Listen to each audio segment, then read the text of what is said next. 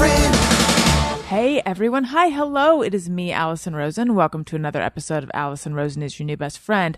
I'm sitting here with the one and only Bob Saget. Hello. Thank you. Thank you. All of you. Thank you. Actually, I've changed my name. It says the one and only before my name. That's smart. Yeah, I'm like a resort in Cabo. Right. Do you have a little trademark symbol as well? Just in I case. do. It's a lion's head going through a rectum. I don't know why I had to add that. Wow. It's my Now, do you see yourself more as the rectum or as the lion? as the lion, and I'm just eating through the life. You know, The rectum of life. Well, it's a difficult life, and for many people. So a lot of people are just trying to eat their way through the rectum. Is it a difficult life for you, Bob?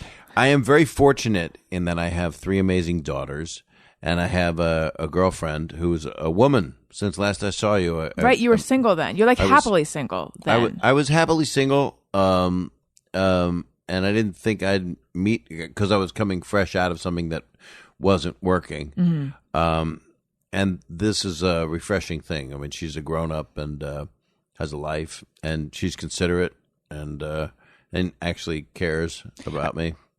Is that is all of this out of character for you? Like, do you It's a usually little go out for... of contrast but I'm 60 now. So when I was, I got divorced 20 years ago. I don't know why people say because I don't know how you would know. But it's an expression. Well, I would know. I mean, I would maybe know because I interviewed you. Yeah. Some years ago. Correct. But they would not know. Right. But I know. But like, I get I get what you're saying. I'm picking up what you're laying down. You know what I'm laying. I'm laying. I don't know who you are, but well, yeah. she's a great person. So that's the good news. So you've been divorced 20 years this week, or you got divorced 20 years ago. Yeah, and I have these 3 amazing kids who are now 30, 27, and 24, and they're cool as hell. They're all artists, and I'm out doing stand up like a banshee right now with goals to do a new special by April or May, and then I'm directing a movie in May that I'm in, and then I'm doing of course Fuller House because that's. Busy is good for me, so I guess I'm happy when I'm busy. Because when I'm not busy, idle time has not been good for me. I've always made myself busy when I wasn't busy, but and having a relationship is a fun thing to do. I'm just at a place where I want one now, which happens to people that are single. You don't want to have to answer to anybody, right? But I don't know. I'm older now, and I'm just feeling like it's nice to share something with someone. And we just have fun personalities together, so I'm feeling very good about this. How'd you guys meet? Well, it's really embarrassing, and it just sounds so incredibly show busy gross. But I was flipping through food websites, and I saw her Instagram, but it's mostly about food. And she's a food person in Chicago, out of Chicago. And I called a friend of mine, talked to Ro Khan, who's a big Chicago radio guy and television guy. And I said, is this girl a bitch? And is that what you really asked? Yeah. Okay. And he said, no, my fiance loves her, and she's a doll. So she came out here for business, and we kind of was out with her and her posse. She had like 4 people with her, all working with her in all of her meetings. And then I didn't make that much of it. And then I found out that it was more than I thought it was. And then 2 weeks later, I took her on a date in Vegas. I flew to Vegas, and we saw Michael Jackson's show. Well, what else puts you together than that? Right. And absinthe, which is that funny Cirque du Soleil show. I've seen that one. And we drank absinthe, so that was the end of that. And that was but we hadn't even gone to like second base, which I don't know what that is now. I think Is that boobs? I think second base now is full fornication. I believe. Right. Fifth base, you're actually cannibals. You just eat each other's brains and private parts. But and she's a food person. What kind of food person? Yeah, her site and her Instagram is called Eat Travel Rock. So she goes around the world, and they pay her to go to Japan and Switzerland, and she'll find food everywhere. But that's so cool. She's Chicago-based, and she just it's really nice. She moved to L.A., and so we're together now. She moved to L.A. for you? It seems it. Are you living together? Sure does. Yeah, we just started. But we had to postpone. We started a week ago, but then my house was infested with rats, like seriously. So I've had had to have all my air conditioners taken out and all my duct work done. So I've just spent like a fortune. There goes all the money I was going to give her. It is now in the interview where I come to a fork in the road. Do I spend the rest of the time, every single minute of it, just talking to you about rats? But have you ever had rats? I've had mice. Right. It's different. I understand. No, that's like, that's a wildebeest compared to a ferret. And I couldn't handle having ferrets in my apartment. I don't like mice. When I lived in New York, we had a mouse problem, and it was some of the worst months of my life. I really should have called an exterminator much earlier than I did. I was like, we can solve this ourselves. Right, but they couldn't find it, and so how did you know? Were you seeing? You smell it. And then we see it, and then you lay traps, and you start catching them. It's just gamey death.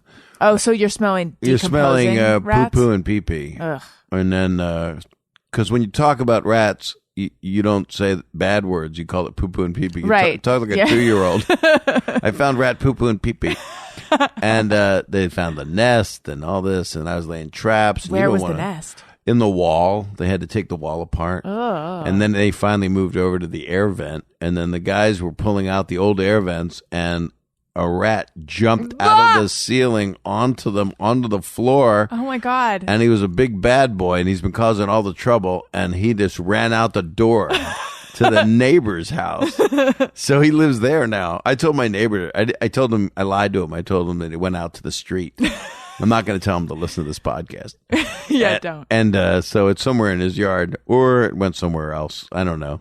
For an exterminator to have a rat like jump onto you, I bet that's exhilarating. Well, these were the air conditioner people. Oh, then I bet that's horrifying. Yeah, when you have to bring in several different teams into your home right. to try to get rid of it, because it really it's death smell. You know, it can actually infect you. You can get like a rabid lung or whatever. I'm just glad it wasn't, something more dangerous, like, I don't know. Sharks? A gerbil, You go to sit down at the dining room table, next thing you know, it's up your butt. What are you going to do? Well, I know you're joking, sort of. But that is because when I had the mouse problem, the entire time I was like, why is this so unnerving? And unnerving is an understatement. I was like jumping at it. Like I was uncomfortable 100% of the time. And I'm like, because you can't live like that. No, you absolutely cannot. But I was like, why? They're actually cute and furry. And they're scared of us. And they're tiny. They're tiny. But anybody's mother will tell you, they carry disease. That's what everyone says. Because when I was trying to understand, like, what is the root of this phobia? People say, watch Willard.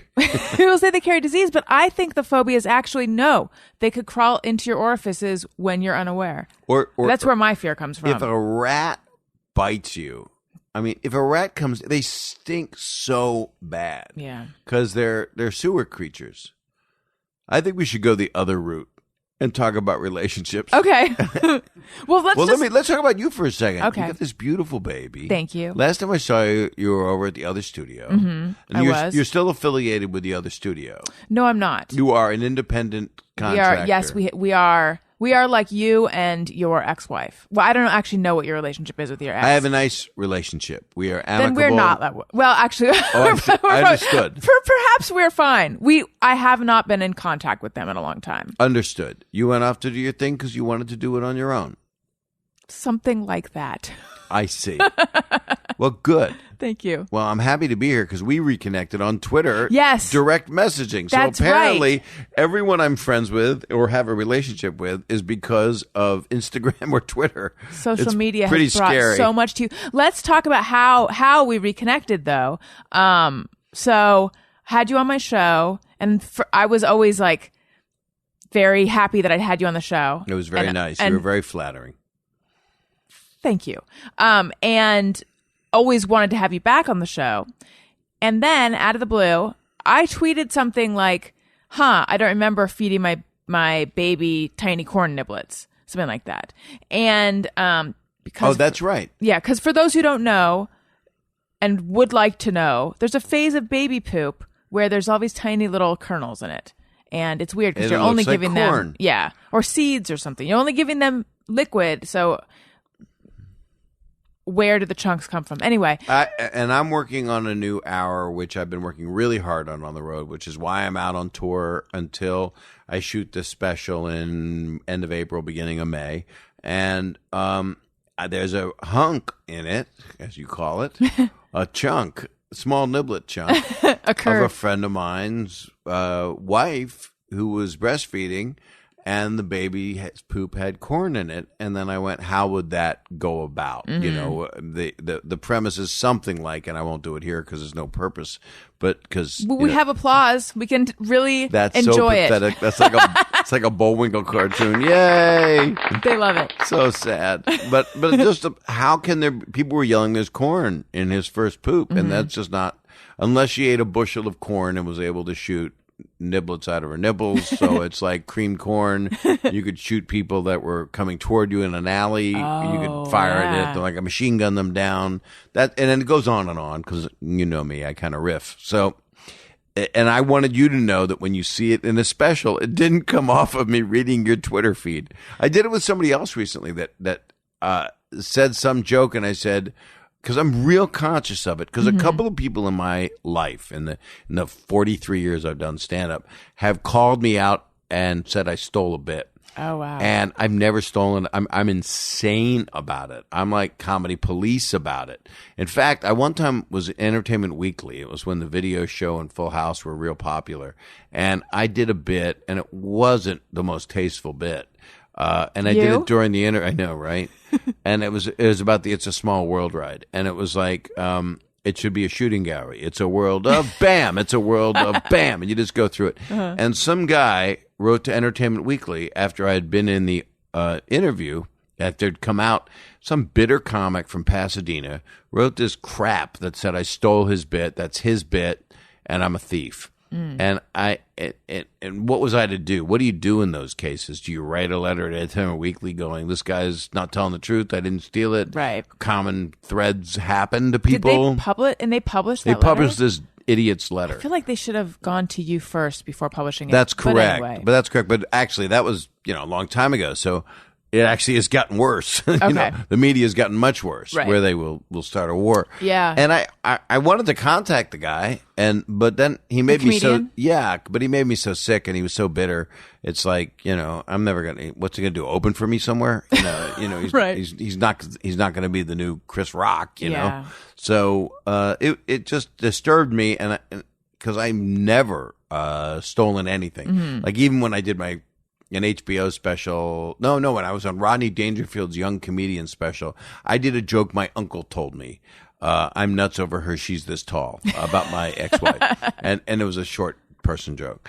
And, it was an old joke. So, when I say jokes my father told me, they're old jokes, and there aren't many of them. I don't spend my life doing that. Most of my new stand-up is actually a little more serious. My mom passed away. I'm talking about that, talking about how she left, and I'm talking about death a lot, and how we survive it. And so it's interesting how I've matured, and I still do plenty of penis humor. It's all there for everyone that needs it. Do you still need it? Everyone does. Yeah. Because there's nothing wrong with a good... There's censorship here? Do I have to be careful? Oh, no, you can say anything. I mean, a dick joke has a purpose. And there are good ones, and there are stupid ones. But I write them on planes, and then a person next to me sees me writing it, and it's like, oh my God, what's wrong with this guy? If they don't look over and know who you are, or make eye contact, then they just see somebody writing, "My penis is so sore." It's like that's not what you want the person next to you to read. Wait, is that a "how sore is it" joke?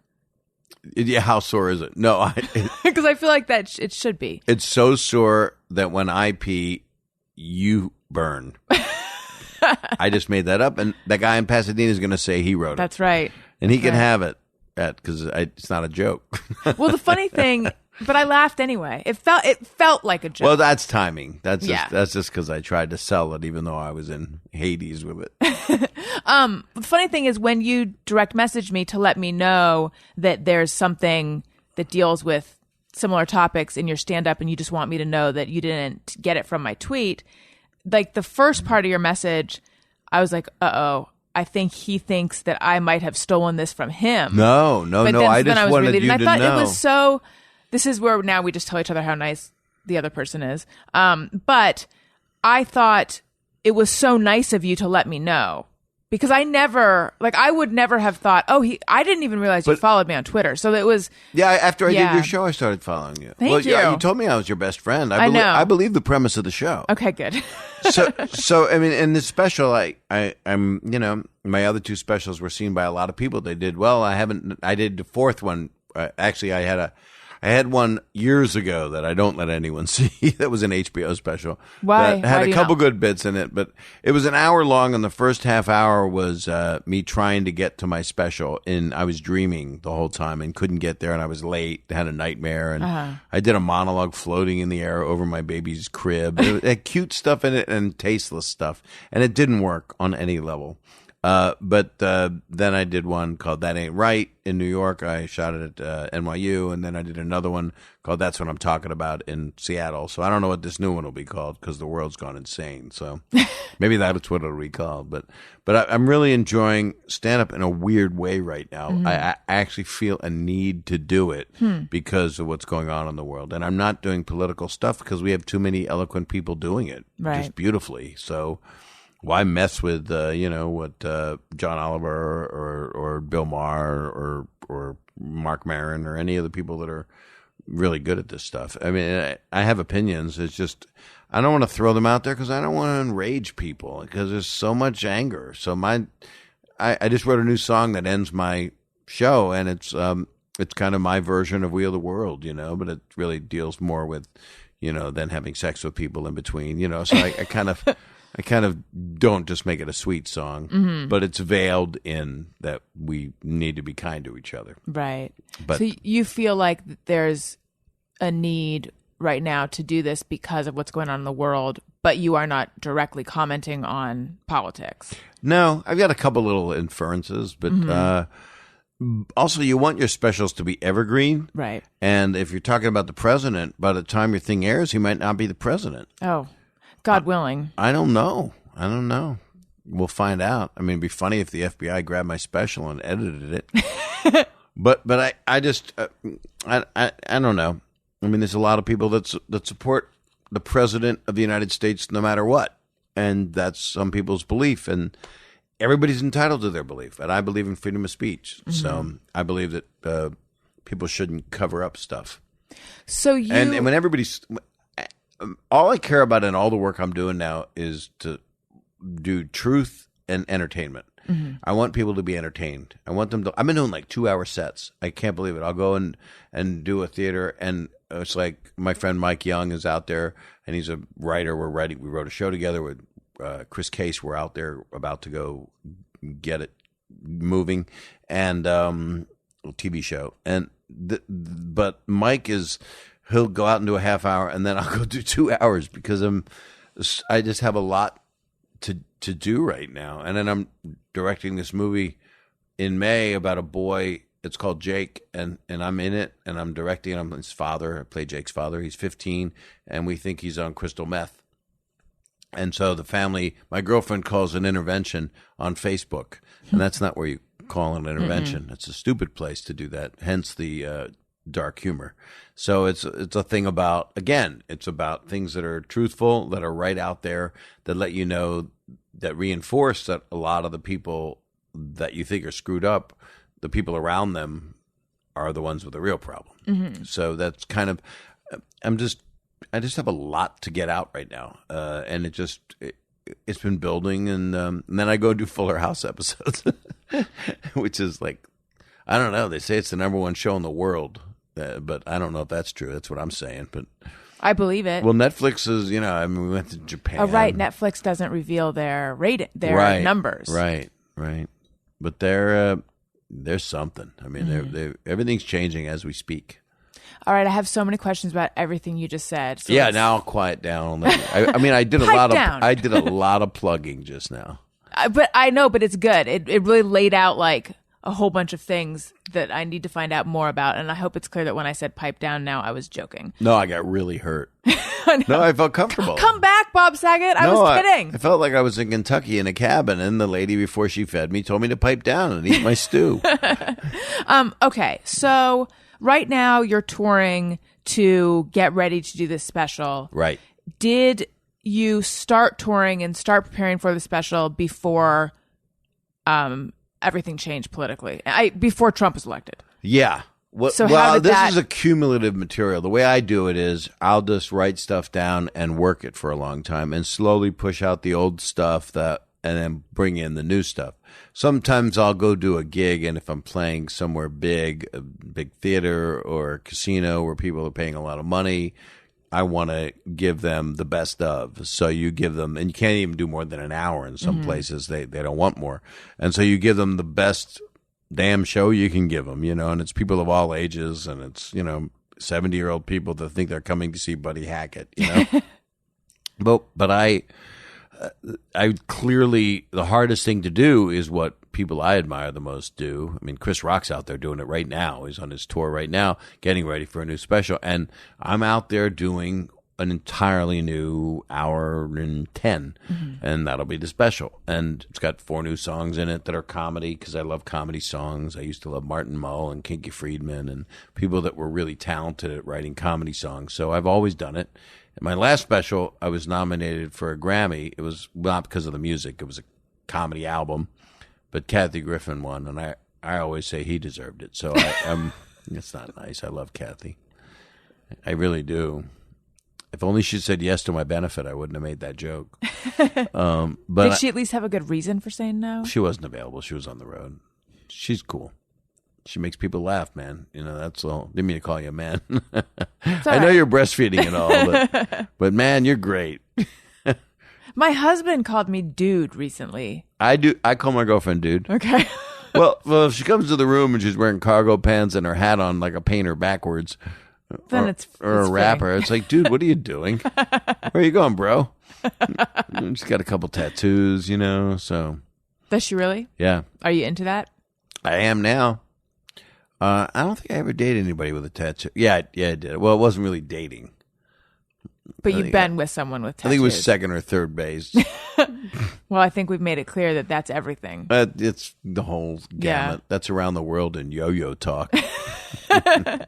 Okay, so you said that right now, correct me or tell me if I'm putting words in your mouth. I think this is how you said it. The only things that are important to you in performing are truth and entertainment. Yeah.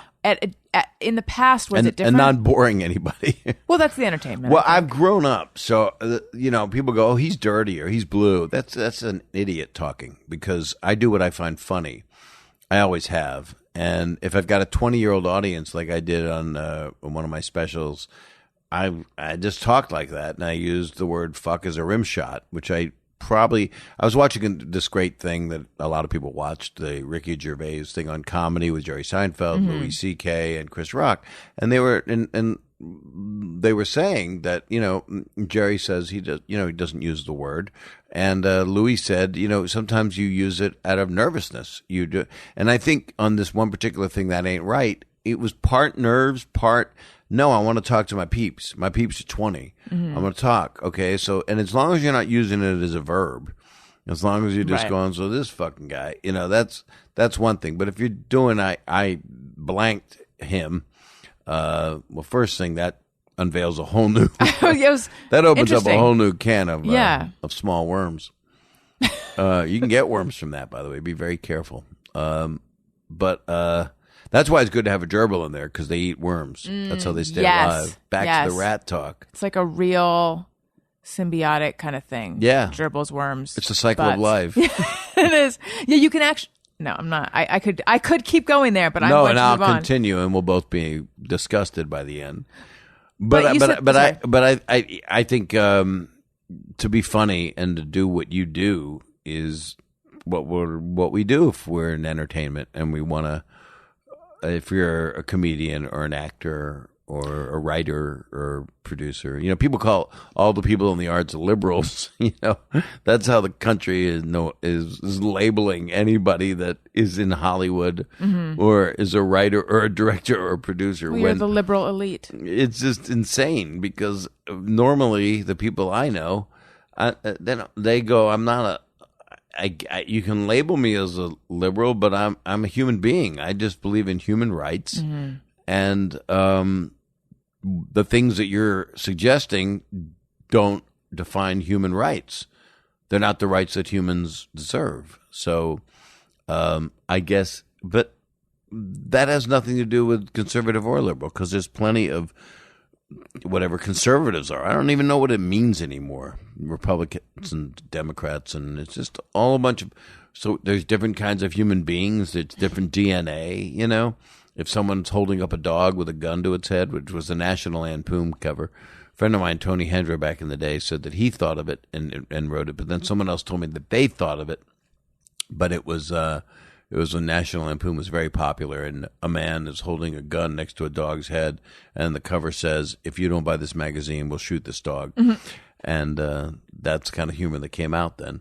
So I think we're going to see a kind of a rebellious backlash of all this conservatism, and people are going to go a little bit nutty in their art. We're going to see movies like, you know, Harold and Maude, you know, Vietnam War, statements of what we're leading toward, which looks like war, is what we're leading toward. It does look that way. We're being teed up. Yeah.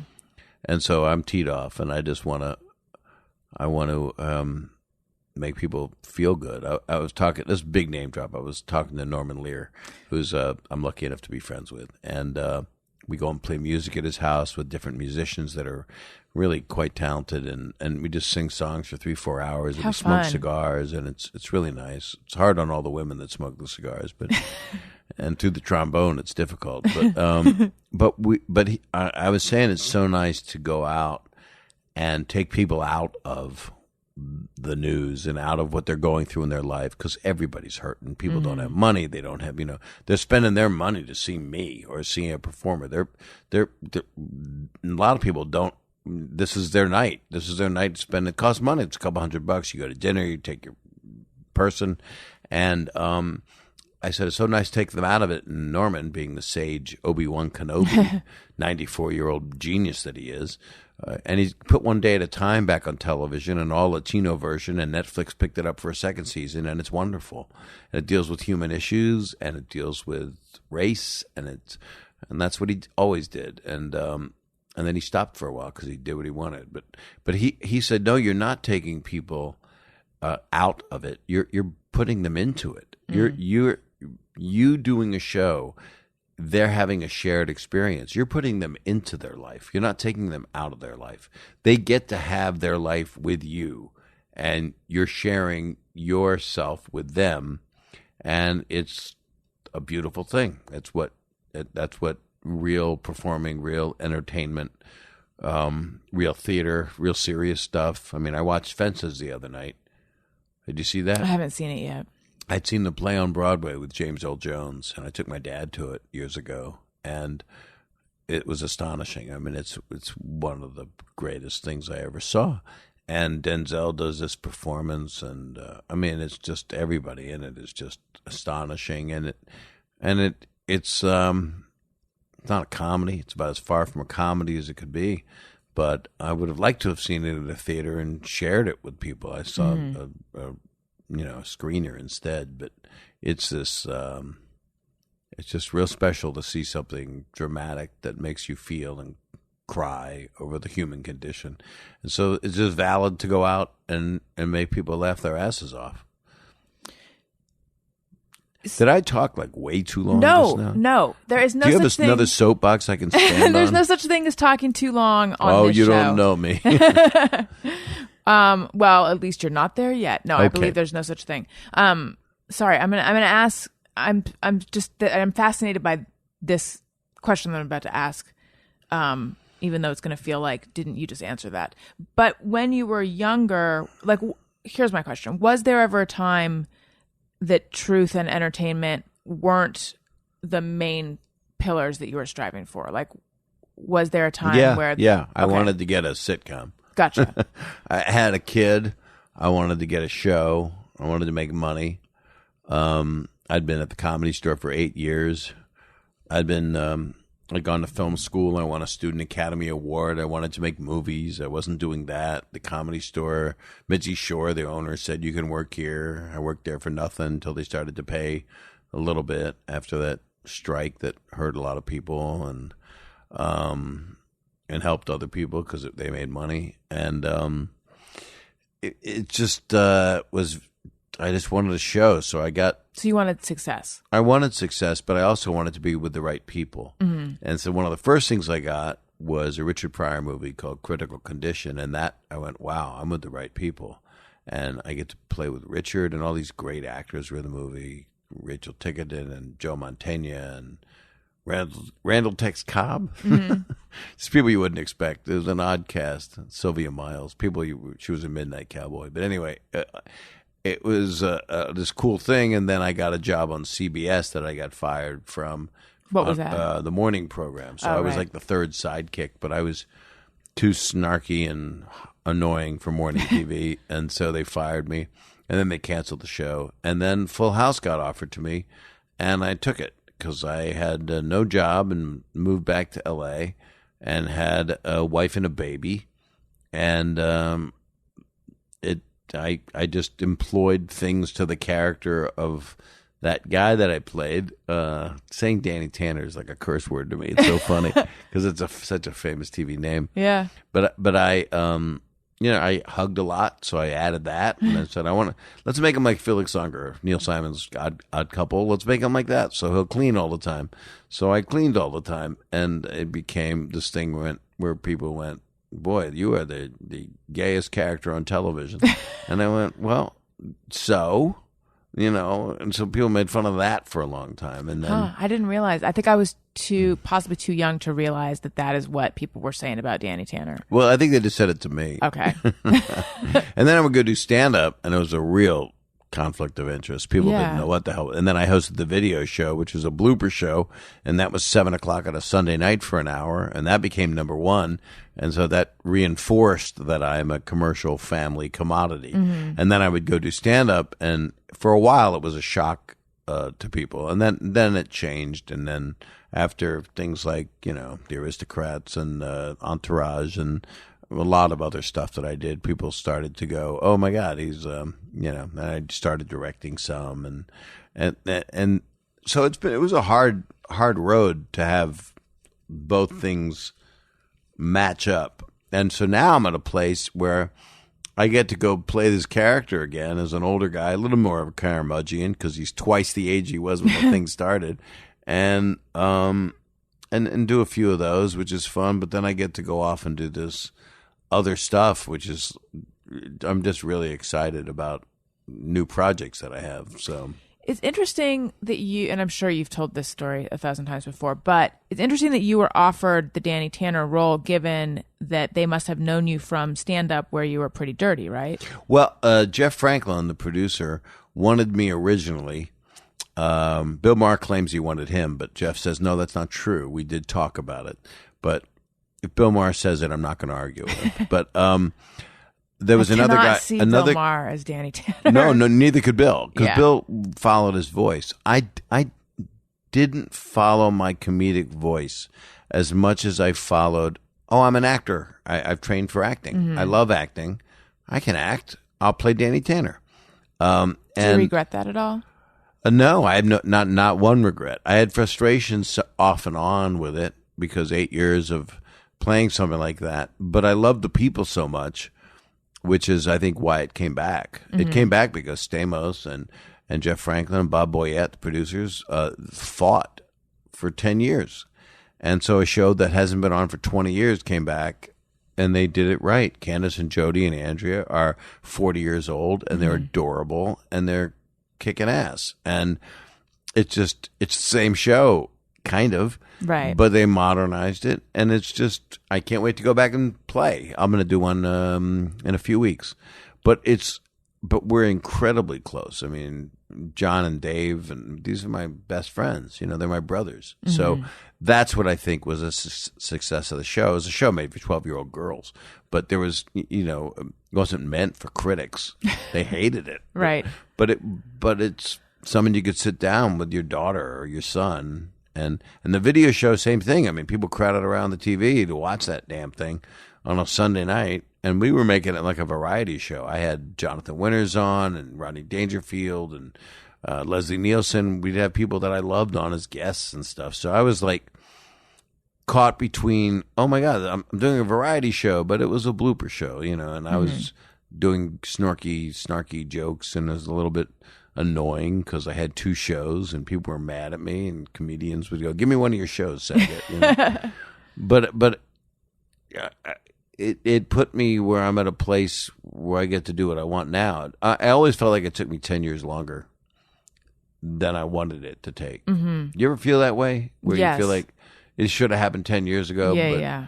But you have to know things when you're way beyond it. Like now if someone says, I'd like you to do this. Oh, you know what? We're not sure. I think we're going to go different. It used to like upset me. Now I was like, oh, okay, thanks. I don't care. And you don't get mad. You don't get nothing. It's just, it didn't happen because it wasn't right. Mm-hmm. But I always got in my own way. I always like how? I would be nervous. I'd want something so bad. You know, if your goal is to be a star, then you got the wrong goal. Right. You've got the mentality of I want to be famous and wear a body mic and be on the Kardashians or be on the Housewives. I just want to be on TV. I just want to be famous. I want to be rich. And that's what you had? No, but I wanted to make enough money so I could raise my kid, and I wanted to be on a sitcom. So to answer your question from 48 minutes ago, Jeff Franklin, I did the warm-up on Bosom Buddies. I was the audience warm-up. So that was Tom Hanks and Peter Scolari. Right. And Chris Thompson, my friend who we lost last year, he produced it. And that was real sad. Not that he produced it, but that he passed away. Mm-hmm.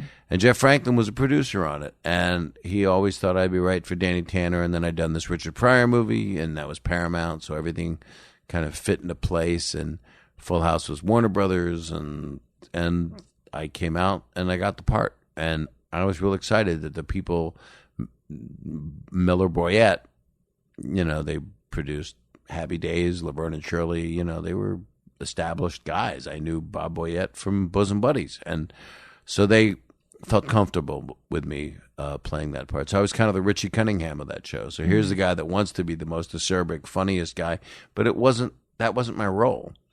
And some of the most fun I've had in my life, three of my best experiences were on Broadway and off Broadway. Last year, I was able to take over for an actor named Mark Kudish in this amazing play called Hand to God, and that was a 5 Tony-nominated play, but mainly, not the award part of it, I got to play a Lutheran pastor who tried to cure a kid who had a puppet during church puppet practice. Oh, right. That was the devil. I remember hearing played about by that. Stephen Boyer, who's on a show on NBC now, who's just astonishingly great. And Geneva Carr was in it. I love these people. You know, you get real close with Sarah Stiles and Michael Oberholzer. Those are the only people I have to name because they're the only people in it. Mm-hmm. And so I was a Lutheran pastor who was kind of trying to be an exorcist on this kid. And people didn't know it was me. Oh, you wow. know, and that's a giant compliment, you know, when people don't know that it's you.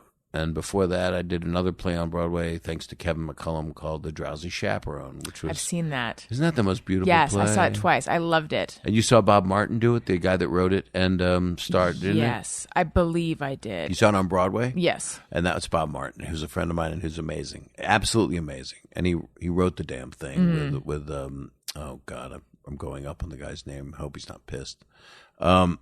And at one point I knew, because I was super into Drowsy Chaperone. Oh, and I was man in chair. Yeah. So that was the part. That was right. During the intermission, I'm talking to the audience about how much I hate intermissions, you know. But that's all Bob Martin. And just a beautiful, beautiful play. If it comes around anywhere, or some college is doing it, people should go see it. Is it still being performed? It is. It is. Hand to God is all over universities everywhere because it's just this really crazy It's a crazy, crazy play.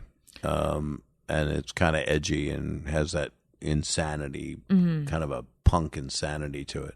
And what was your third? You said there were 3 of your best There was experiences. one called Privilege, which was done at the Second Stage, which is off Broadway, and that was written by Paul Weitz, who is a great writer, and he directed About a Boy. Nick Hornby wrote it, but he wrote the screenplay, and he did In Good Company. He directed and wrote that, and he's just really brilliant.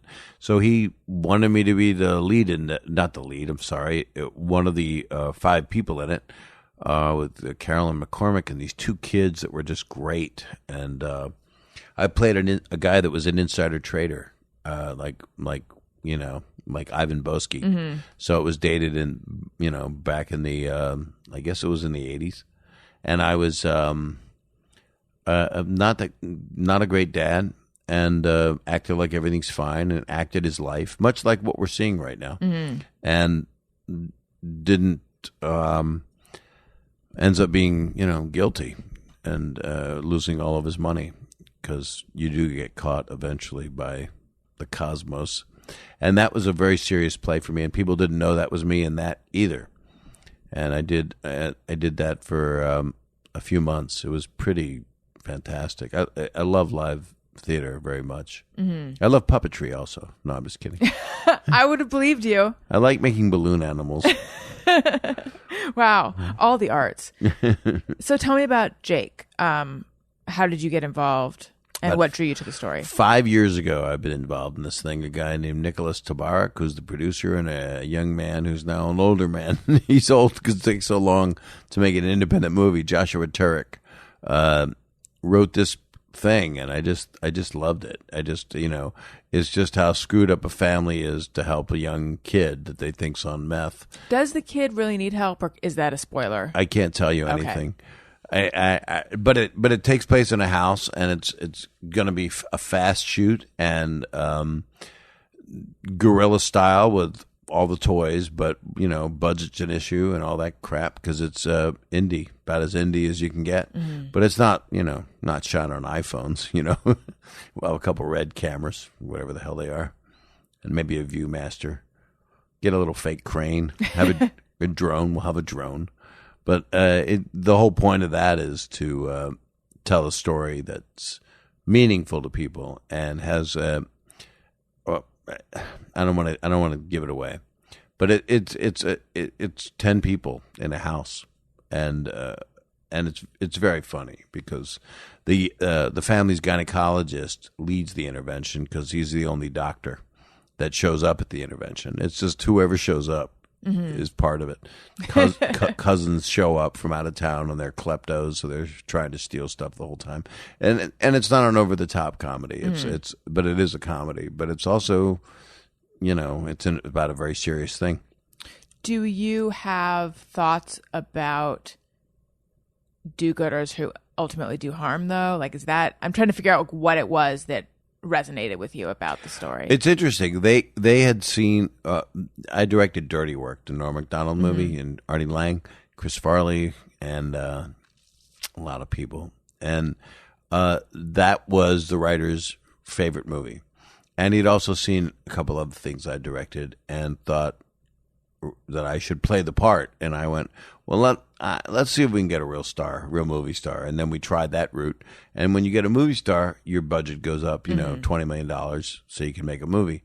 And it's hard. And I know a lot of people, but and a few, almost got a couple of really big names. And then it got to the point where we're making this movie, and the guy said, "You're America's dad. You should be this guy." Because he's in denial. It's an extension of things you've played, and it's not a 2-level thing. It's not a 2-dimensional thing. It's full-fledged characters. You would see people in it and goes, "Oh my God, that reminds me of my dad," or that reminds me of my cousin or my neighbor, and that's what it's supposed to be. It's just how fucked up a family can be, and it's a divorced family as well. So, and just a guy who's lost, and ultimately all good movies, plays, everything, novels, everything. Somehow you watch characters get somewhere, they either de-evolve or they evolve. And I think for the most part, this is a positive approach, which also drew me to it. And it's not a dark comedy that ends with, kid getting shot in the head. So I'm excited about it. And then I go back and do other stuff after that. So it's just a bunch of stuff. I mean, I'll come back on to promote all the other stuff. Okay, good. If it all happens. Perfect. A couple of them are subjective because you're out there trying to get stuff done. Sometimes is either really easy, and then it's like, wow, I didn't do anything. It just happened. Mm-hmm. Or it's impossible. And making an independent film is up there with impossible. When you see a movie, like I've been watching a lot of films lately, when you watch it and you're in a theater seeing it, which is always the most fun if it's a really good movie, and you see, and especially in independent film, there's like 6 title slides of what producers made it. It's like, Enema Films, Infinity Films, Underwater Films, Lion Eating a Rectum Films, Mouse in Your Butt Films, Jaguar Films, Present, right? But I watched the movie the other night. It was 7 companies, wow, because everybody contributed whatever they contributed to make it. So if you have a $7 million movie, and which I don't, mine's cheaper, but a lot cheaper. But if you go and make a $7 million movie, you often get them 7 different millions, unless you get a company, behind you like a Lionsgate that says we want to make this movie and we think we'll make money. Because the key is, it's very hard to make money in the movie business. Everybody has to love your product.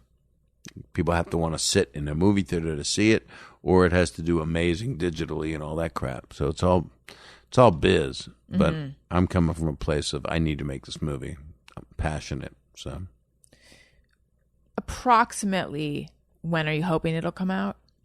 Well, I would think by the end of the year is when we'd have it in festivals, because Sundance, I think, takes October is like their deadline. So you shoot in May, you edit in June and July, then you do post in August, and then it's quite a lot of stuff to do. But it's real rewarding. I think filmmaking is my favorite thing, directing.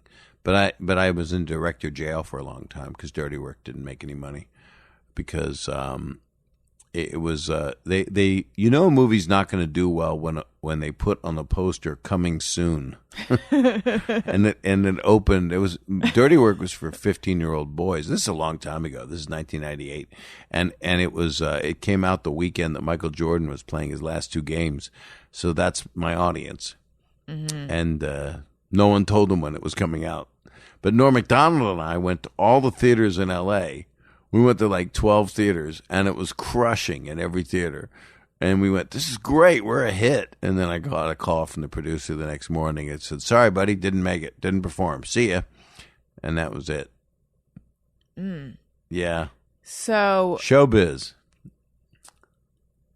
So then is it like all of a sudden you can't get a meeting?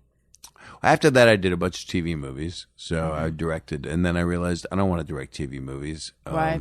Unless someone's really great, then I do. If it's a great TV movie. But at that time, TV movies are different. I did 2 for Lifetime, 1 for the E! Channel. They made movies, but that was like a $4 million budget. It was crazy. They were making like independent, like high independent movie budgets. It was weird. I did one that was really important called For Hope. It was starred Danny Delaney, and it was based on my sister dying from scleroderma. So that was I'm very proud of that. And that one is still available through the Scleroderma Research Foundation, which I am on the board.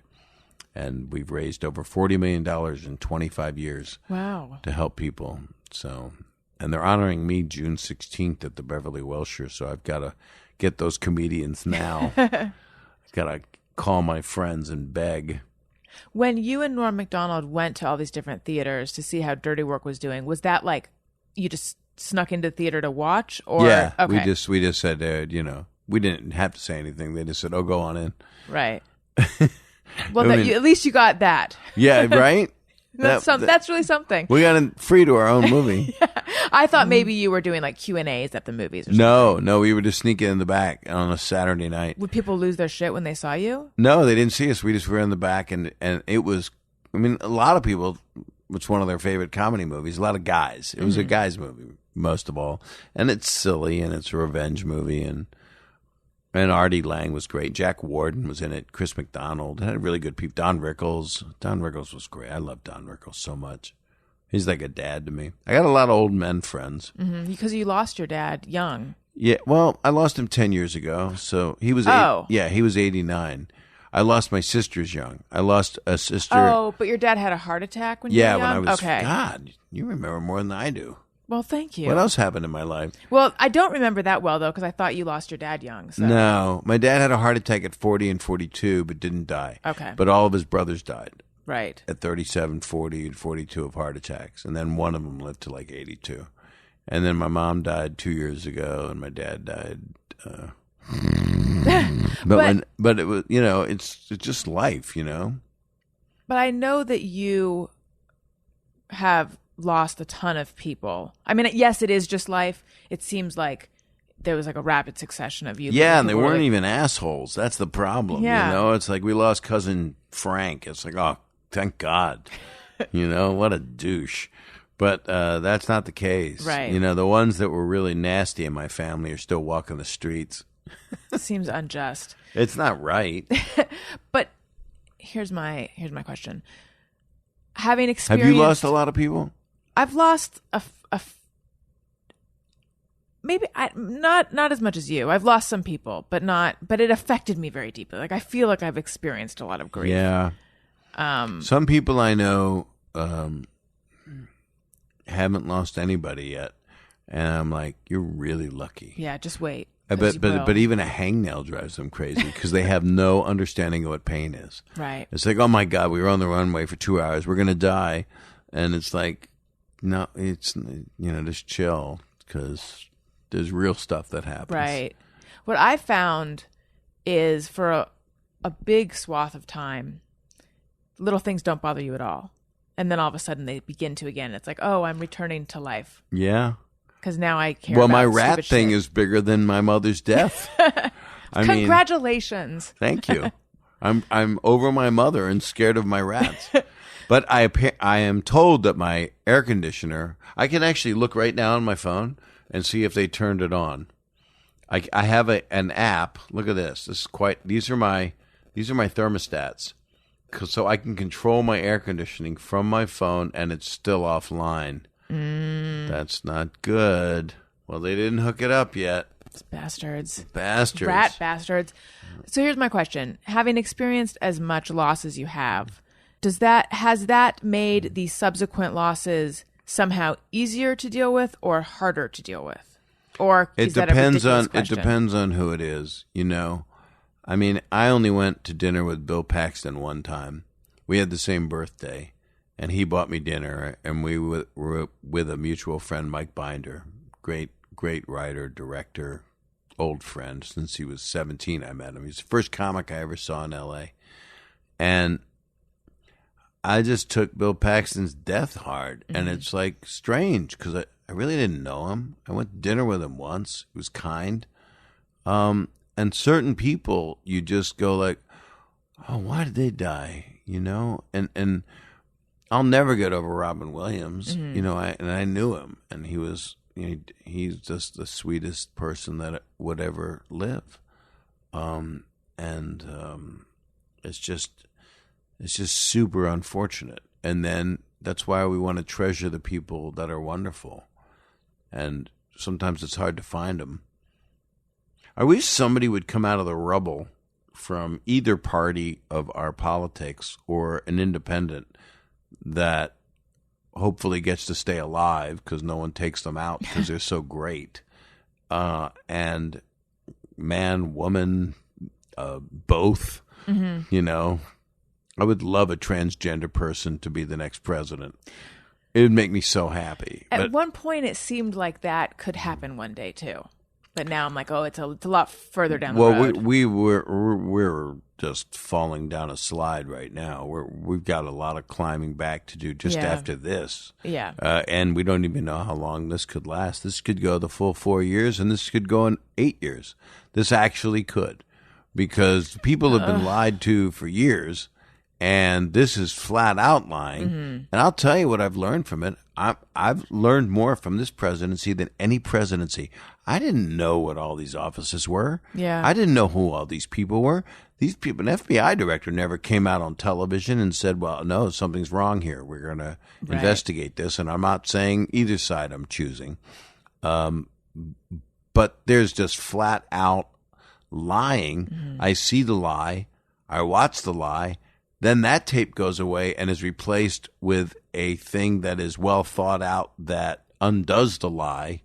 But the lie's gone, so I can't look up the old lie, except for some of the great comedic satire shows like John Oliver or Bill Maher, and they cut clips together, or Stephen Colbert, and they put or Seth Meyers, and they show you all the things that were said and then all the opposite things that were said, and it's just flat out lying. Yeah, it's crazy making. And you can't teach that to your kids. You can't say it's okay to do this. And we're missing all the good news. You know, I mean, there's just like major other stuff happening.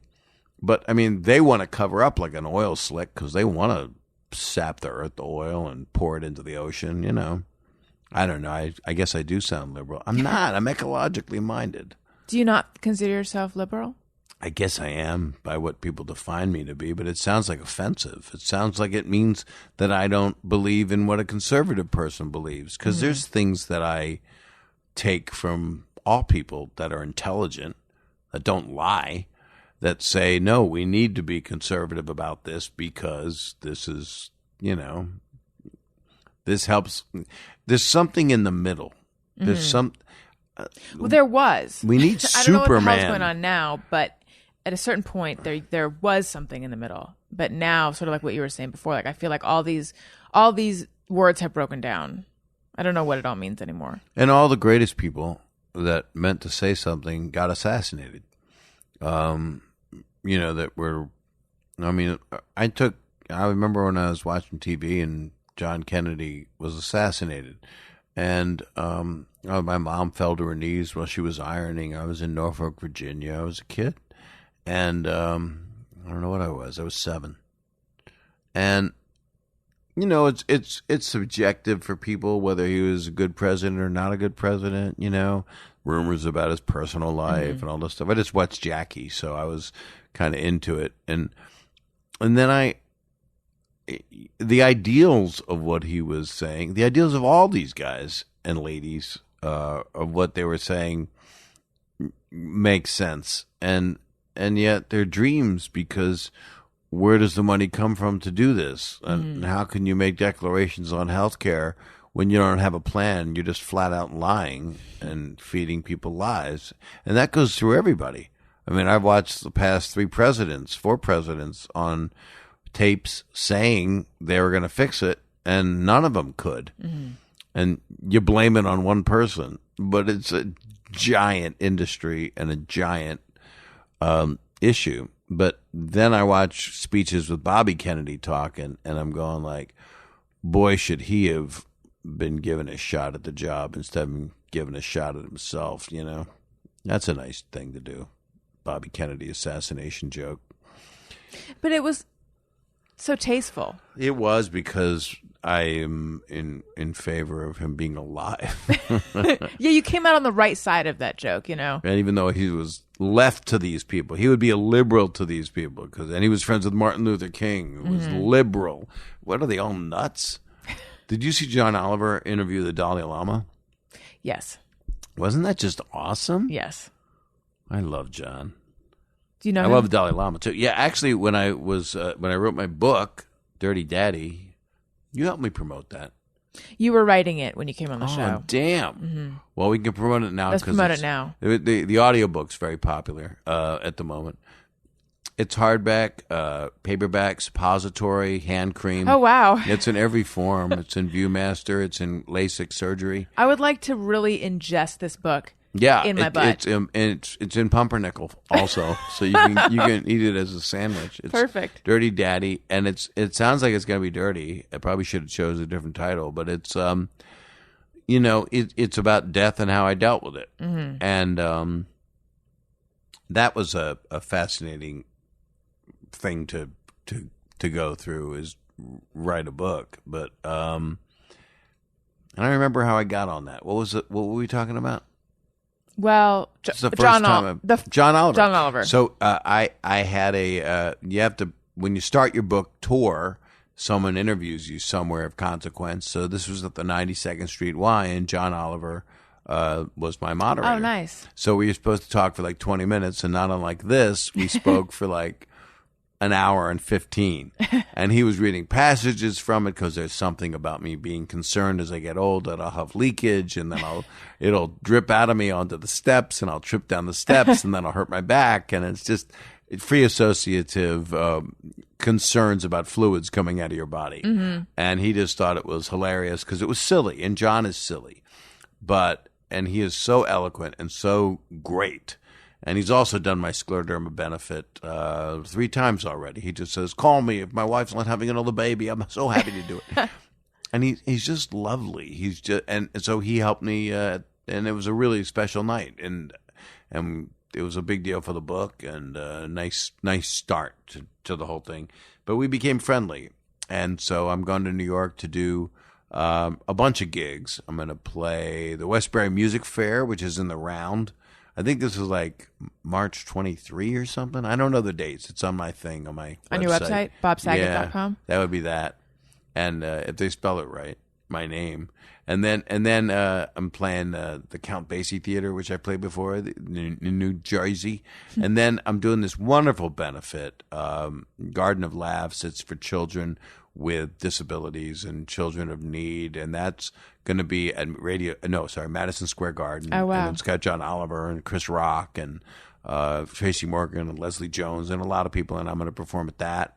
And then I'm going to go to my hometown, Philly. I'm really on tour, and I'm going to go play this Keswick Theater. I'm also doing a thing at Temple University. The guy that got me my internship at the Mike Douglas Show, which no one listening will know what I'm talking about. But I do. Popular show, but you're too young to know that. But I still know the name. It was around the Merv Griffin show time, and he was very popular out of Philly, and I was an intern, and this guy that got me the intern started NAPT, which is like the television conference, and his name's Lou Klein, so I'm hosting that, and then I got a ton of stand-up dates, bunch of clubs, bunch of theaters, and I'm just I'm hitting it hard because I love doing a brand new hour. It's so cool. You've got no net, and you're working. And the rule is you can't say a joke that you've said before, which is really hard to do. I bet, yeah.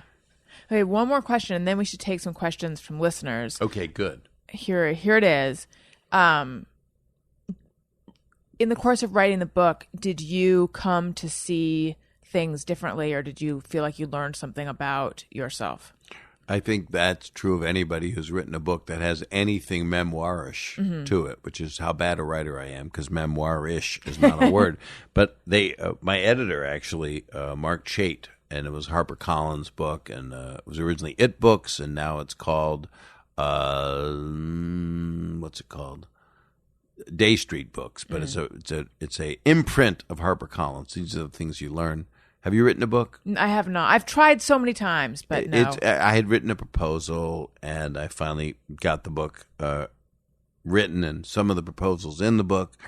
But it's a combination of my comedy and things that happened in my life. So you got to have a Full House chapter. You got to talk about Stamos. You got to talk about the Olsen twins, who I love, and so I did all these stories, and you really do put it behind you and you process it. And it took 1.5 years to write the book. So I did it a lot full time. I mean, it was 4 hours, 5 hours a day of writing. And in the beginning, I kind of let it sit for a while. And then you realize, oh no, here come my 8-hour days. Oh no, I'm going to suck. And then you just get it done. You get it done somehow. And it really did teach me a lot. It was incredibly therapeutic. I think that's true of anybody that writes a book. I mean, the people that write voraciously, that write novels, are obviously it's no different than any other artist. They're getting their nut from that. You know, it's just I'm sure they love having it put that way. But it's it's anything that you get to create. All 3 of my daughters are artists, and are they visual artists? Mm-hmm. And one of them does like live crystals that rise to like 6 feet tall. Wow. She was doing a lot of stuff out of dangerous polyethylene plastics and things you have to wear a mask to make. And she was doing performance art where she'd be laying next to another body of herself that's made of cement. Really interesting. And then in New York, it's just something out of a avant-garde movie, you know. And my oldest does studio art, so which is just beautiful paintings, and my youngest is pretty amazing. She does it's all emotional art, so you don't know what you're going to get, and then when you see it, you have an emotional response to it because they all wear their emotions on their sleeves in their work, which is that's kind of how I function. I feel like listeners are going to want to go look them up. So, do you want to say their names? Well, one of them likes to be more under the radar. Okay, but you don't have to. It's only if you want to plug their work. I would plug their work. They're so damn talented. It's ARIYNBF.com, AUBREY, Saget.com, and LaraSaget.com, and it has their works on it. And they also have gallery showings together. They do them together in New York. That must make you so proud. It's so great. And with a couple of their other friends, and they put some of their other sisters' works in it too. She's more of my, she's very, very special. I would say, doesn't want to be promoted. Mm-hmm. Just an organic, interesting. And the others don't want to be promoted either. I think they might be mad. I've never promoted them on anything, but they're beautiful and they're talented. So I couldn't be more proud. Well, I can't wait to go check them out. And I hope it's okay that you plugged. I'm sure it's fine. I think it's fine. I think it's good. I think it's fine. Yeah. I'll tell them. I'll have them listen to this, and then when they hear that, then what are they going to do? Oh, Dad, you suck. You said we're great. Right. You said really touching things about us. We're artists that would like to sell our work. Why would you promote us? Okay, let's take some questions that came in. Yeah, you put Twitter. it on Twitter. I was going to answer them just live on Twitter.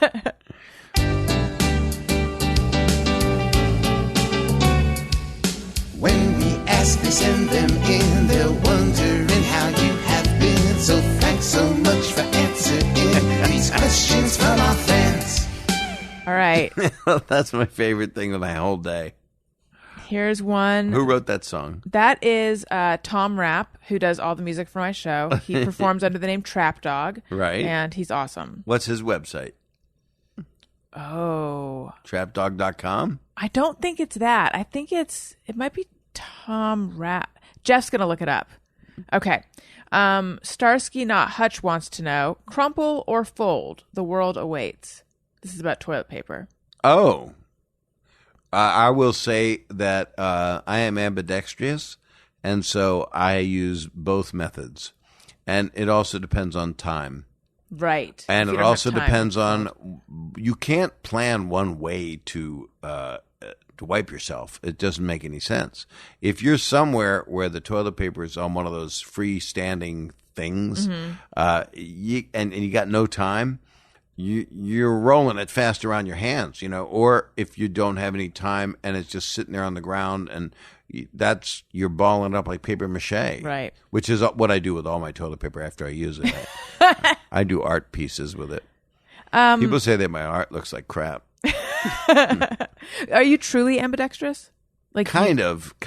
But as far as wipage goes, time is of the essence, especially when you have to go right before you go on. You know, because usually before you perform, if you do theater, if you do acting, or if you do anything, you have to have it clean out. Your body's got to be, your instrument must be clean. And so, what was it from Silence of the Lambs? Must be washed. What is that?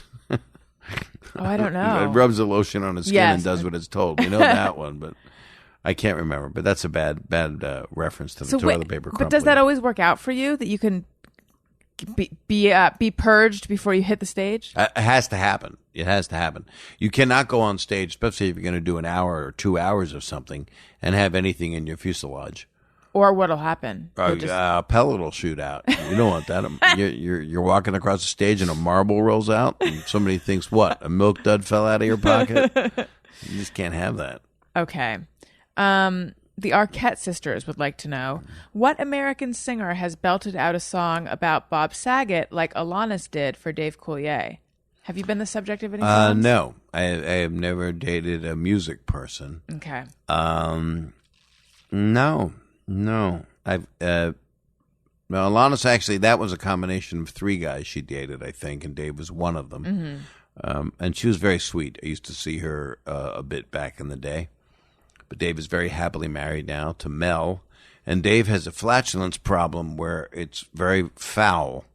And his wife, been married for years now, has no sense of smell. Oh, wow. Which is a miracle. And now her sense of smell is coming back. Oh, no. So I am concerned for their marriage because he smells like a hen house gone wrong. I had him on this show. And he was adorable, right? He was great. He did his fart impressions. Right. I think he showed me a text from Lori regarding farts. Right. So, and I'm super into fart humor. Yeah, so. well, I think it's important. And because what people are like, oh, I don't like poop humor, I don't like fart humor. I like anything involuntary. Laughter is involuntary. I don't like throw up. And I don't like that came up on our show. And I don't like poop, even though they're involuntary. I'm not into it. I'll make jokes about it occasionally. I used to make more. I don't anymore. But a fart now and then is uncontrollable. And if an audience member is laughing, I have heard in an audience of a lot of people, and they're the only person that laughs. I have heard in my career a person laugh and then accidentally fart. And that to me is the biggest. There is no bigger compliment because their entire body is saying, "I'm losing it for you." Jeff Williams says, please ask him about Chris Farley on the set of Dirty Work. Oh, I've just been talking about him. He's one of the funniest people and a really good actor. And I was very lucky to spend, it was just a week that he was on the set playing Jimmy No-Nose. And he got to say things like, there's the Saigon whore that bit my nose off. And, he was just this crazy talented guy and we talked for a while because I was saying you should do Breakfast of Champions because who else can do it? And he was, I've been wanting to do that. That'd be so cool. And what was beautiful about him was he was like a child, but then after midnight, the shades came on and you had the two sides of him, not unlike one of his idols, John Belushi, these guys that are bigger than life, funnier than life, stardom in their eyes because they just were. He was just one of those really special guys who would have done really great acting and would have been able to do anything he wanted to do, literally, with his career because he was so beloved and so sweet and so funny. And it was very tragic because that was the last movie he was ever in, was Dirty Work. And all he cared about was wanting to know that everybody knew he was doing okay and he's feeling okay, but he wasn't. And it was right before, a couple months later, when he hosted Saturday Night Live and he was having difficulty. And it's sad. It's very, very sad. And I'm friends with his brothers, and it's just you never get over stuff like that. Somebody that wants to make people feel so good and yet has devils. Yeah. Do you think those two things are related? For sure. Yeah. People. Anybody funny has a real darkness because they're seeing things. Seeing things as an outsider. And if you're not a stand-up, if you're a comedic actor that sees things, if you're as brilliant as Seth Rogen or someone that can do pretty much everything, or super super brilliant like Ben Stiller, where you do everything. You write it, you direct it, you star in it. You observe life, and I guess you look at life like Catcher in the Rye or something. I do. I mean, I'm not saying I'm smart, but I'm saying I'm often very sad. And right now, especially, I just, if I watch the news, I just lose it.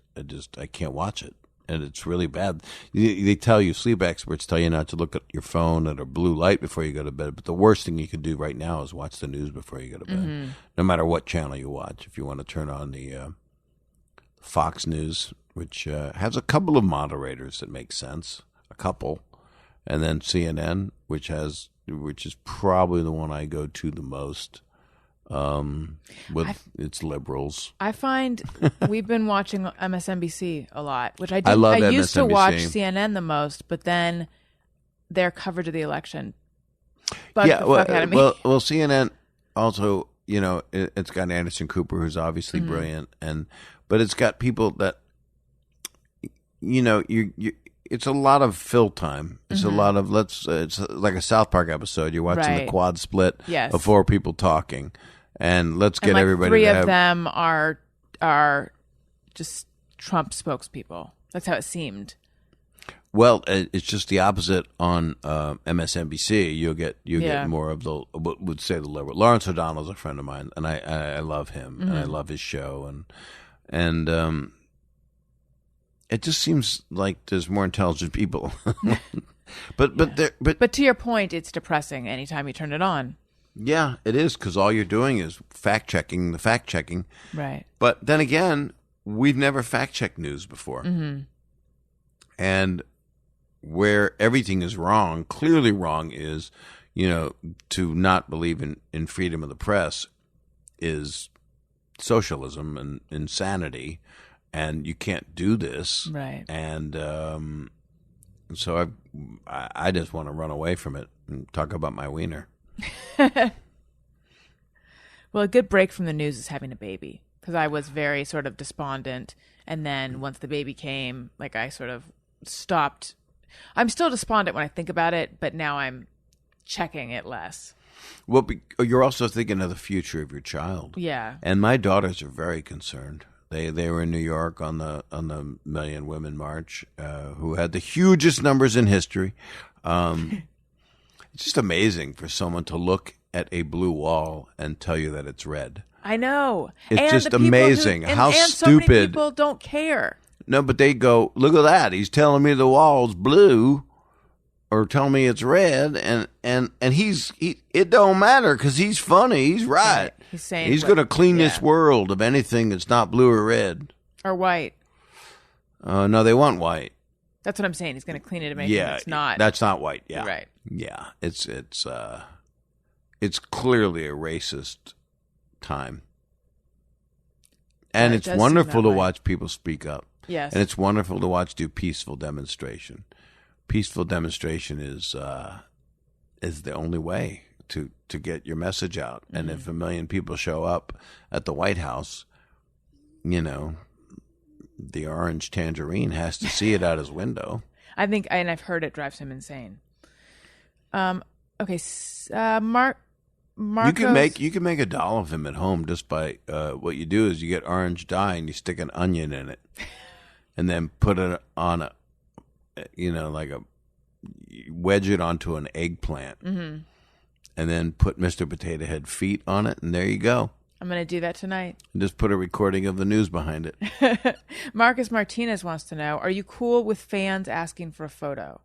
Yeah, in fact, I don't always love it if I'm like in a robe, it just came from a massage or something. But because I do that all the time as I walk the streets of L.A.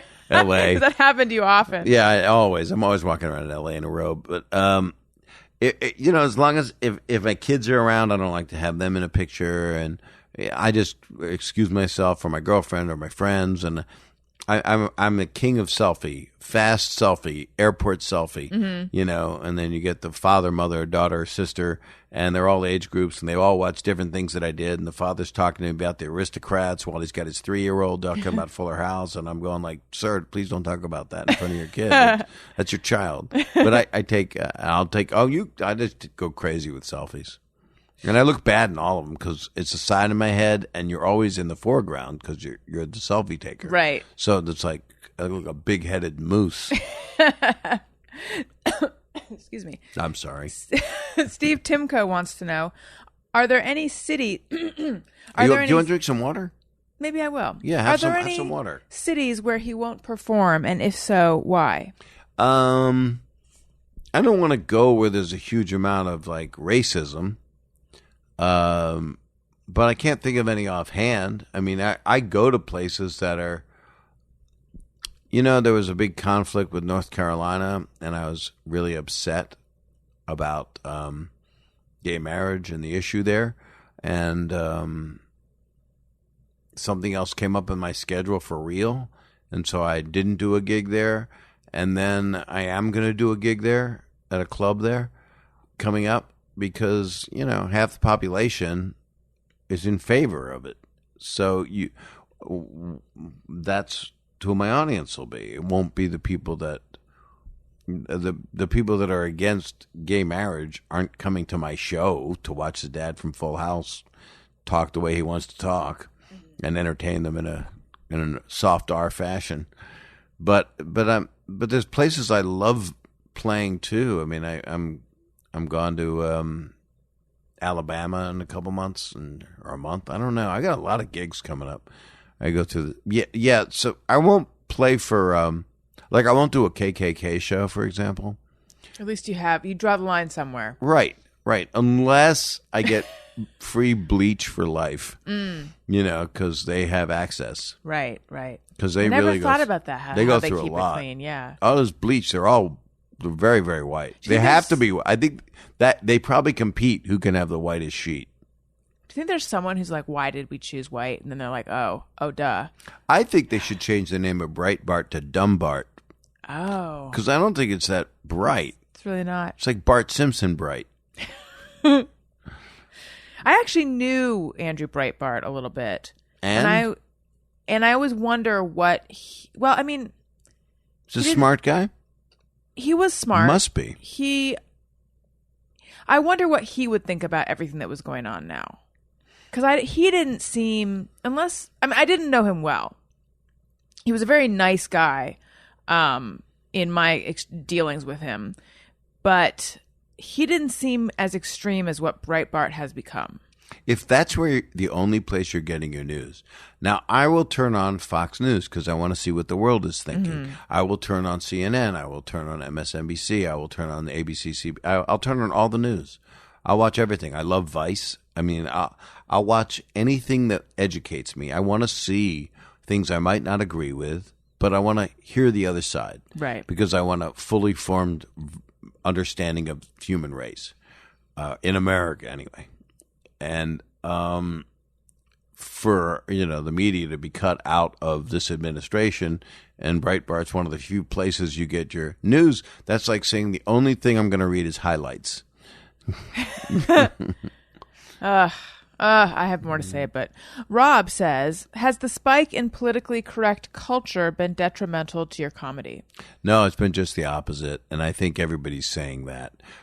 Every comedian, every performer that I run into, every actor I run into says people actually need us right now more than ever. They need great work. They need work that has love in it. They need work that has morality lessons.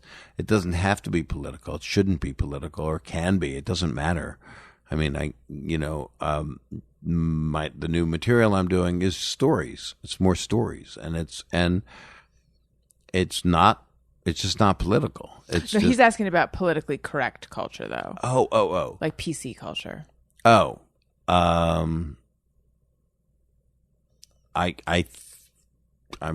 think it's the same answer. Okay. Yeah, politically correct culture.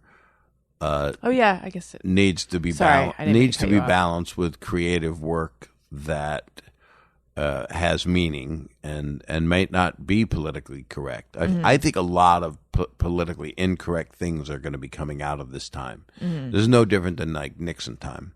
That's what this will be like, because and it'll be more, right?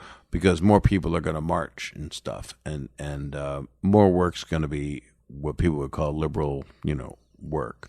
I don't think a lot of fascist work is going to come out of this. That people are going to be, oh my God, that was such a good fascist movie.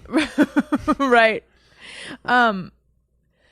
I sure love that new North Korean film. That was just great. But it's creative and really gets the heart of of humanity. God, that documentary about Putin was so touching. The way he assassinated all those people, it was just great. It brought me to tears. Yeah. I learned things about myself. I think there's this idea. He is teaching me to work out more. He is in good shape. So yes. That's one thing that's not rubbing off on Trump. No, he needs to follow his workout regime. Trump is the fat friend. Well, he needs to have a trainer. I think there's this idea among whatever the opposite of liberal, among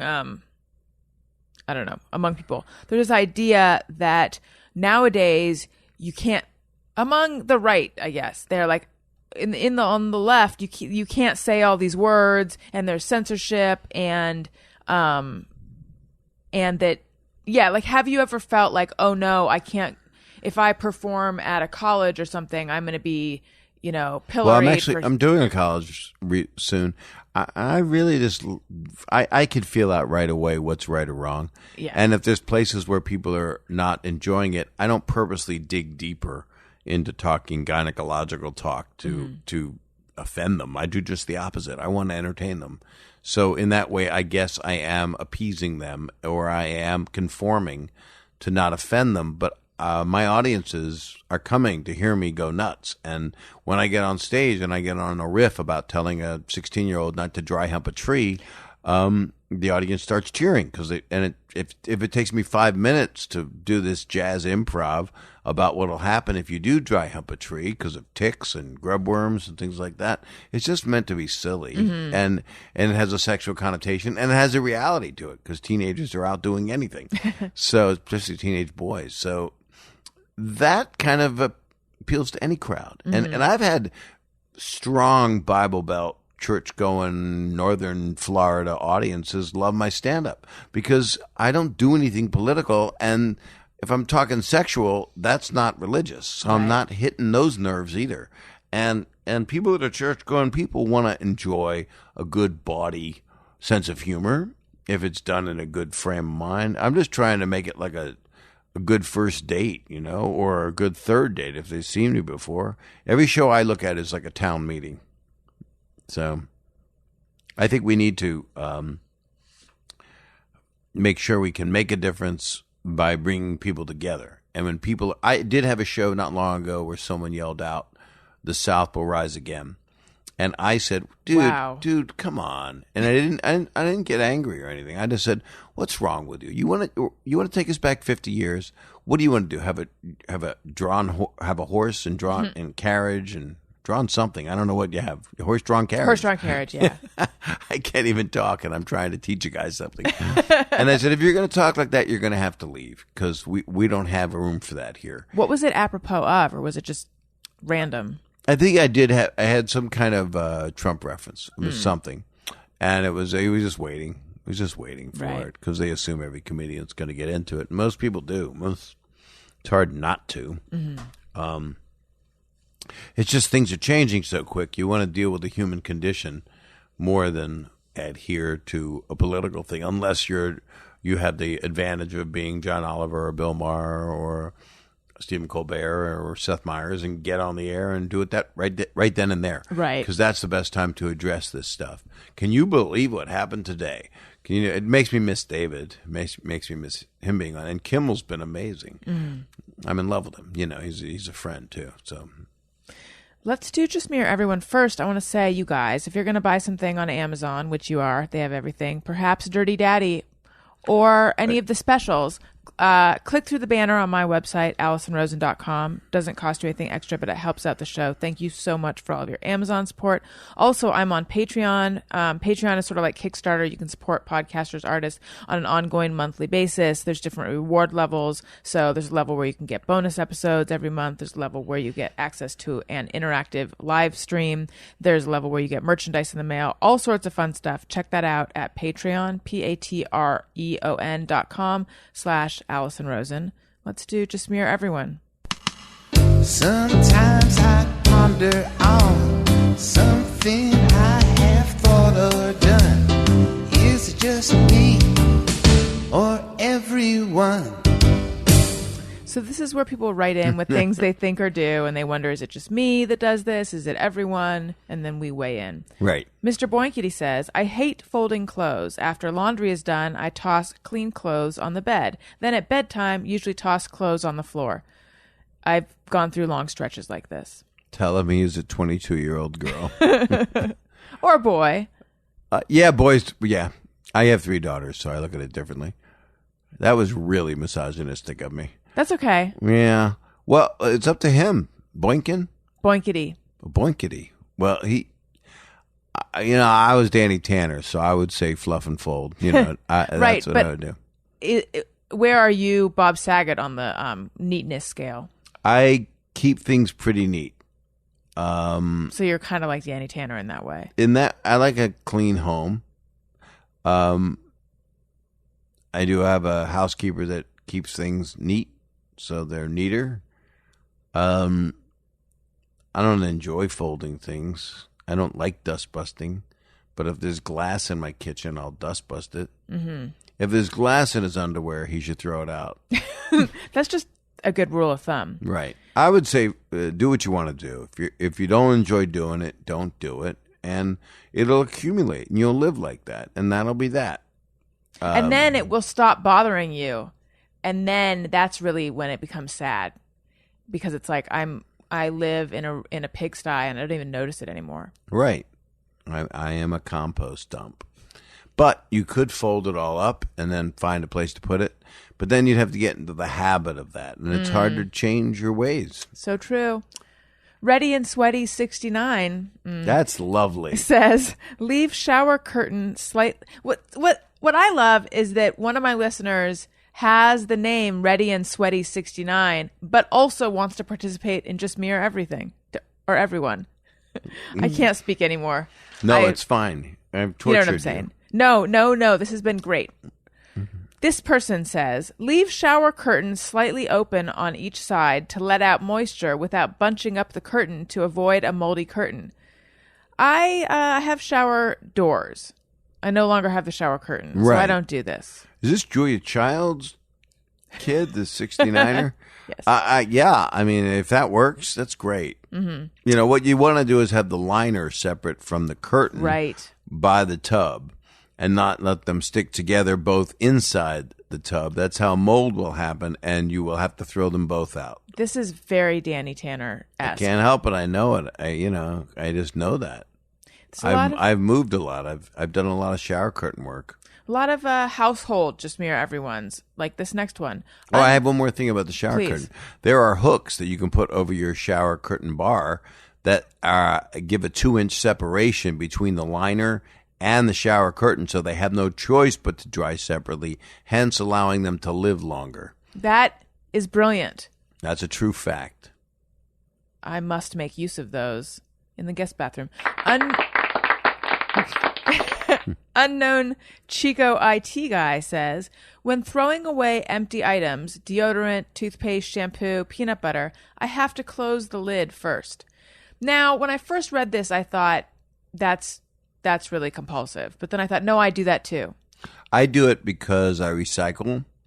And so I don't always, my parents were insane. They would wash out the peanut butter jar and then recycle, but they don't know they've just wasted water. Oh, right. So what happens with the peanut butter jar is when you recycle a peanut butter jar with peanut butter in it, the process of recycling, if you're making landfill, the peanut butter will be, I don't know what they put it through a process that disintegrates food off of it so they could make landfill, which probably causes some kind of cancer.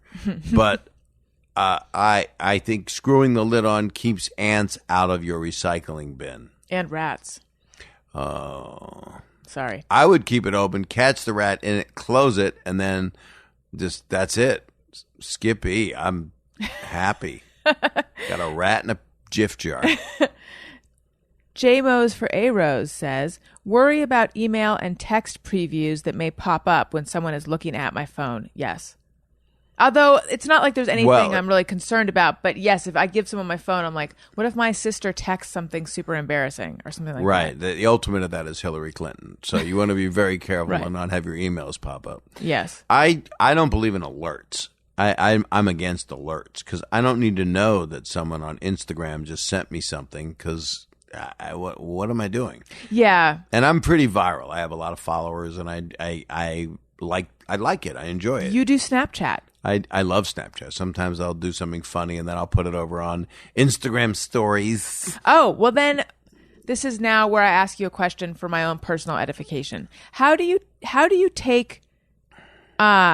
put something on Instagram stories that's like a previously taken photo or video? What you do is you simply click the add button. But for Snapchat, for example, you would save it, and then you kind of click on an inner window, and then you save it to your phone, Right. to your photo. That part I know how to do, but I don't know how to then put it into Instagram stories. You add it with that add button, Okay. and then you scroll up, and it lists photos, videos, and you I will find look it. for this I add don't button. put. It's right here. I'll actually. Oops. Oh, I'm being deluged. What it does is, okay. So here we are. Okay, so that's camera roll. Now Gotcha. we want to go to this. Mm-hmm. So then I lift this up, Oh, and then I've got pictures. nice. So those are pictures. Thank you. And today, are we these? can't say what today is, but this is about. That's unfortunate. That was a picture of me and Dave Coulier in drag. I enjoyed it. Yeah. Sorry, you had to see that. Okay. Let's see. I also don't have. I have all my alerts turned off. However, a text will come through. That'll always pop up. Right. But you can't disable That's okay. I have that, but I don't have that here. Because as I was looking at my phone, my plumber air conditioning guy said I need your credit card number. He's just gonna have to wait. It's great, but Well, we're yes, almost done. he didn't pop up. He did not pop up. I don't like getting anything popping up, especially Right. and if you're in a relationship. That is a demise of so many relationships when people see someone's text pop up. That's right. Who is that? And why do they need your credit card number? That's what I was trying not to do. I sneezed. I wondered why you were holding your eye in that way. Yeah, I was Bless holding you. my eye to stop from sneezing. I didn't want to sneeze, but I'm It's okay. allergic to the rats, and just knowing that he's near them right now caused me to sneeze. This is the most interesting part of the interview. It's really coming to life right now. Okay? Right. Let's see here. Do you cut the sneeze or do you leave the sneeze? I think we should leave it, Jeff. Yeah, I agree. It's comedy gold. Okay. It makes you seem human. Maybe you just take the sneeze and just play that over and over again. Yeah, and you're raising awareness of rat allergies. Yeah. I didn't know it was a thing. Public service. Yeah, it started to get in my eye. Just hearing from him, I think allergies are power of suggestion. I'm allergic to cats because Merwin Kruger's cat bit me when I was 6. Merwin. Merwin. Kid next door named Merwin. I've- It's not Merlin. I've It's never Merwin. heard. Oh, it's not Mervin. No. Or Marvin. I've never heard the name Merwin. No. I wonder if he's alive. You should look him up. What I want to do is hear from him. And lastly, J-Mos for A-Rose says, when I see an odd ad, start to think through my recent internet history to figure out what caused it to show up. Well, that's because you're surfing porn, bro. Yeah, you want to. Those are pop-ups, and you can get them not to pop up in your preferences, no matter what kind of computer you have. You can close your pop-up windows. Tech-savvy Bob Saget. Who knew? It's easy to do. Everybody knows that one. Yeah. Well, on Instagram, when it has the ads that pop up, those now are targeted. Yeah, I don't And like it's always that like, when oh, it's- something I searched for on Amazon is now an ad in Instagram. Or like, and then you go, I see it too often. That's why you get rid of it. Sponsored ads. I don't enjoy those as much. I don't like but they got to make money, and that's how they're making money. And look at Snapchat. Just got that guy, Evan, that young kid, good kid. I know him. He was a friend of my daughter's. He went to school with him. He's I don't know what he sold the damn thing for. He just a huge amount of money. Billions, right? Yeah, some crazy. I was very into Snapchat, and then I kind of fell off. I know can't help but you be like in it sometimes because I'm able to. Bobster Claw? Yeah, Is that you? Bobster Claw. But I mean, I'm able to take Rocket Man by Elton John, play in the background while I'm inside a missile blasting into space while I'm lip syncing to Rocket Man. Why would I want to do that? It's called boredom. And it's called making somebody laugh. So some kid's walking to his car in a parking lot, or he's just on a skateboard, and he sees this, and he laughs, and he falls off the skateboard and breaks his neck. Mm-hmm. Your work is done. I helped his parents. One of my favorite things you did was you were holding a berry, and you were like pushing on it, and you said, "I'm having trouble with my BlackBerry." And that is something I've done before. That is one of my sight gags that I do in a restaurant. And there was one time Whitney Cummings and I were sending Instagrams back and forth about our Blackberries. And it is something, it was one of my food bits. The other food bit I do, which is dirty, is I'll fill my mouth with cream or put butter around my lips. And then I'll open my mouth and the cream will spit out, or I'll just go, I got the job. I can't believe I got the job. And it works constantly. And I'm sure that guy in Pasadena will think I stole it from him. Probably. I stole it from his mother.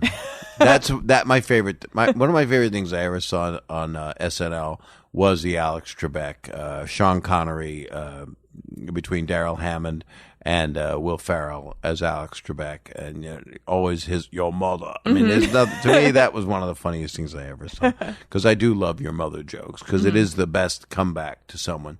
But when you do it, you don't know really to a real person if their mother's alive, if something bad happened.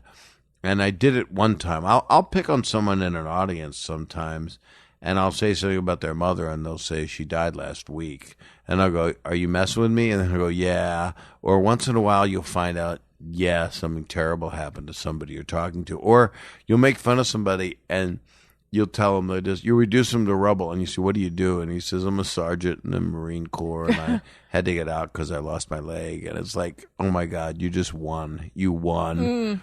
What did you do to me? F you for screwing me over right now. You know, that's why I love live performing, because you don't know anything. Because you don't know in what way you might devastate someone. That's right. No, I actually make people happy now, more than I used to. I think I've been doing it so long that I figured out how not to hurt people. And then I look at people that I love, like Don Rickles, who 94. I'm sorry, he's 90. I get confused with all my old friends. But Don's 90, and he'll come out and trash somebody, and it's just hilarious. You know, it's just we'll be in a society where we got a president that likes roasting people and thinks that's a sense of humor. I had an ex-father-in-law like that.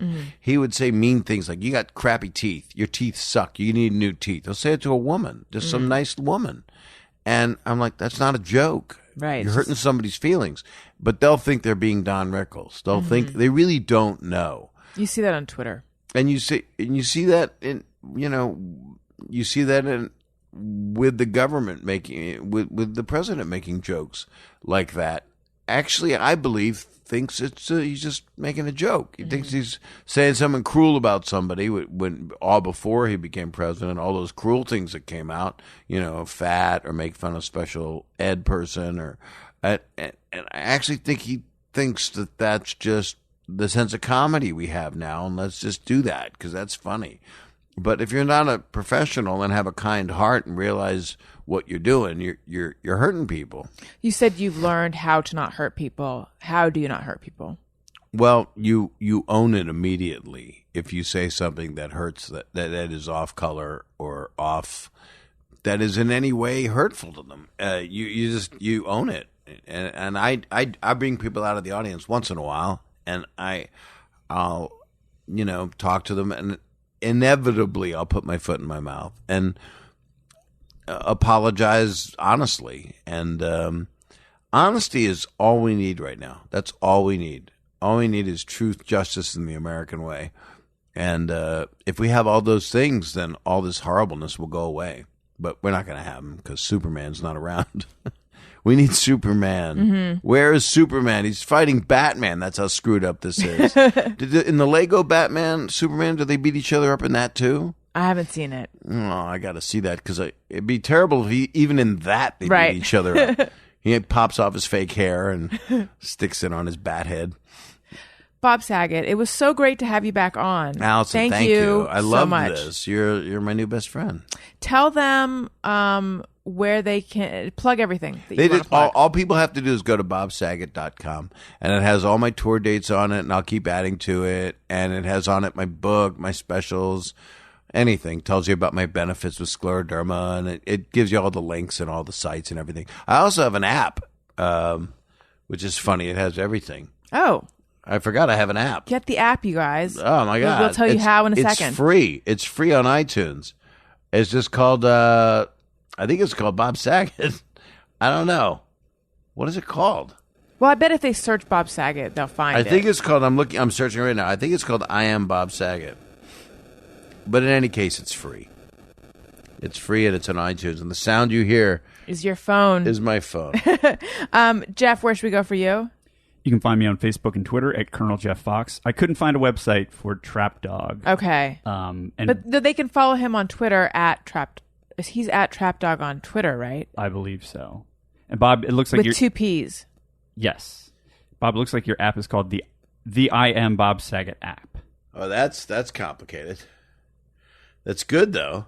And then every other site, I'm just Bob Saget. And Facebook, Instagram, Twitter. Perfect. So and your Bobster Claw on Snapchat. Bobster Claw. That was named by John Mayer. I'm out to dinner. He says, "Let me handle this." And he goes, and so he makes me Bobster Claw. I could have just That's been hilarious. me. He's a good friend. I love name dropping. Norman Lear and John Mayer. Wow. I know. And you guys, if you like what you're hearing, subscribe. iTunes.com/Allison Rosen. Follow me on Twitter at Allison Rosen and follow the show's Twitter feed at ARIYNBF. Thank you again. You'll have to come back. I will. Let's make this regular. I can't wait till your kid has teeth and not gnawing on you anymore. Perfect. You guys, thank you for listening. I love you. Goodbye. Hey, do you know about the Allison Rosen Show? We had a good time, but now we gotta go.